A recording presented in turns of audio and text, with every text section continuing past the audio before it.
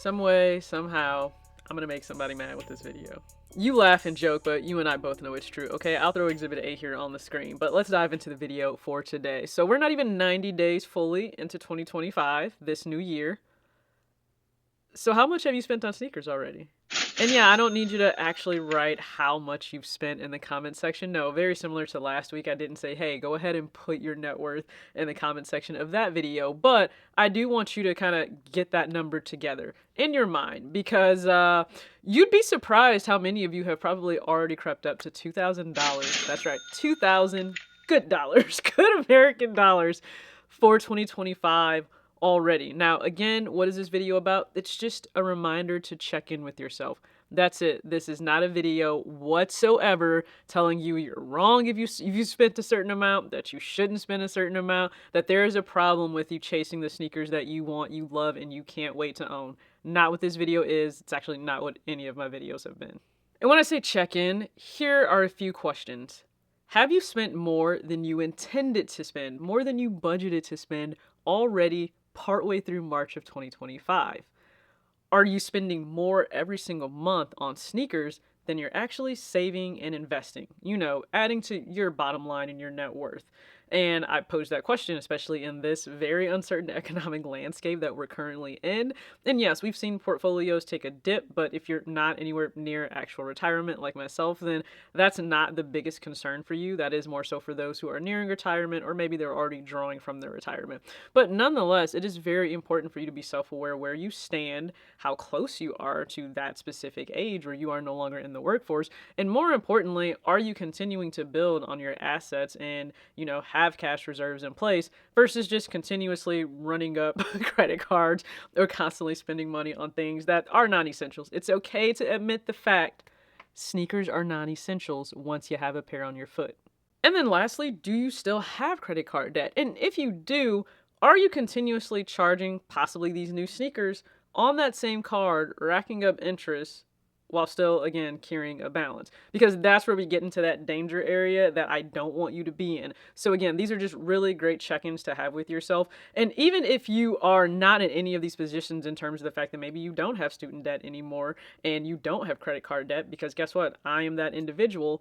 I still made the choice to check in with myself at the end of 2023, and that's where I decided to make some changes. Again, it was just based on myself and understanding what I didn't want anymore. Is that right or wrong? No, it's absolutely not. Okay, so if you're not new here, you know when it came to a Fear of God essentials and then sneakers, that was me. That's what a lot of my channel was known for. You can look back at past videos, especially in 2021 and in 2022. I would easily spend anywhere from $300 to $500, and that was just on essentials if there was a drop that specific month. And then I was also still buying sneakers, maybe 1 or 2 a month, but a lot of times it was 2, maybe even 3. It just really depended on the time.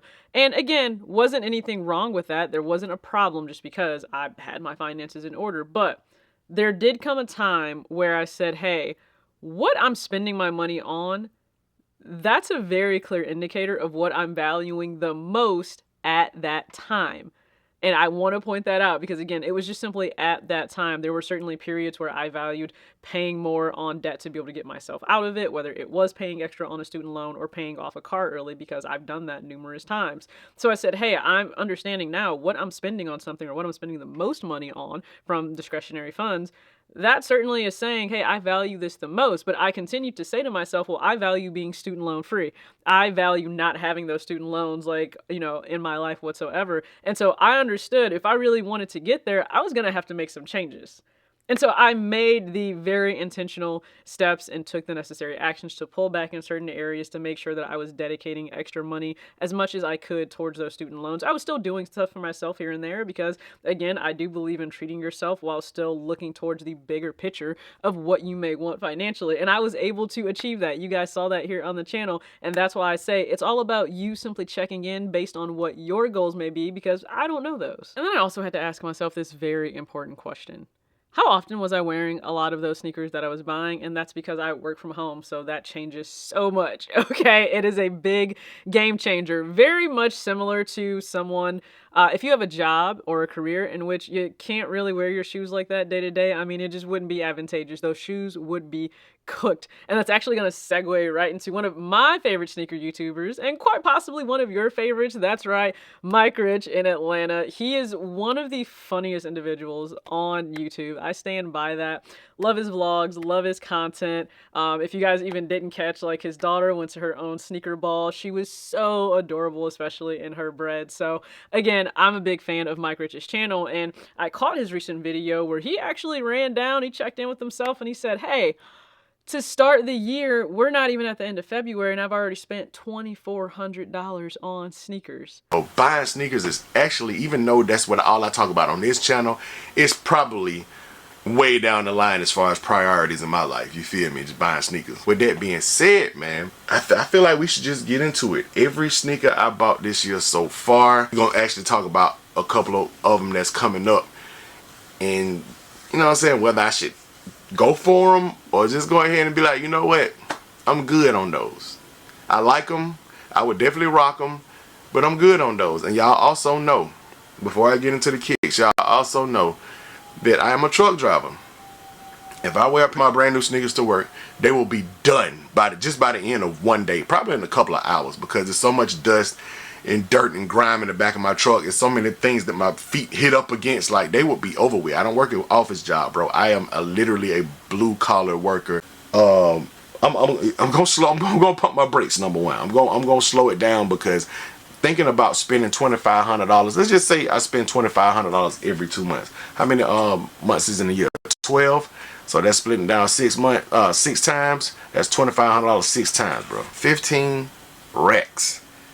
$15,000, bro. It's a lot of money, bro. And he said, you know, do I need to pull back? He was posing that question to himself. Do I need to fall back a little bit? Not that he wouldn't stop doing the vlogs and just giving his thoughts, because I, really appreciate hearing his thoughts. They're raw. It's unfiltered, okay? He gives his just true, honest thoughts and opinions on these sneakers, and I do really and truly appreciate that. I'm sure like a lot of you do. So if you are a fan of Mike Rich, go ahead and put that in the comment section of this video. But he, you know, just checked in with himself. Do I need to pull back? And again, I don't think that's based on him being in any type of situation where, oh, it's like hurting his pockets. No, but you do realize that's not a little bit of change to have spent on sneakers, and we're not even 90 days into the month. So similar to what he did, I think it is healthy for you to check in, and you can decide, does that feel like that's quite a bit of money that you've already spent on shoes? And if it is, it's more than okay to pull back. And I also want to say this on the flip side, you may be more than comfortable having spent that much on sneakers already in 2025, and that is also okay. There isn't a right or wrong in this. And listen, I just want to say, it creeps up on you extremely fast, because you may not even have noticed that you probably have gotten close to spending $2,000 on sneakers. And why do I say that? Well, let's just go ahead real quick and let's run down quite a few sneakers that have already released, because not that you've gotten all of these, but you've certainly possibly gone for them.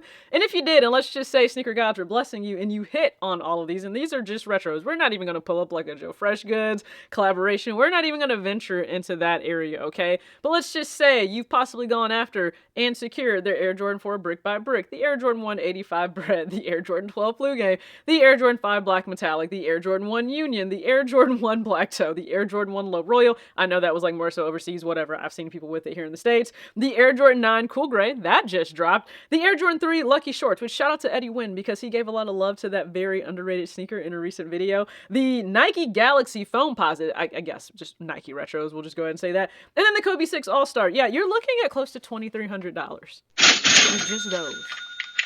See how quickly it creeps up on you? Close out this video, Mike Rich really brought it all home for me in his most recent video and having his sneaker sale. Because he said, just in good conscience, he couldn't buy one more pair without trying to clear some space in his closet. He was walking all over shoes, stumbling over them. It gets to that point.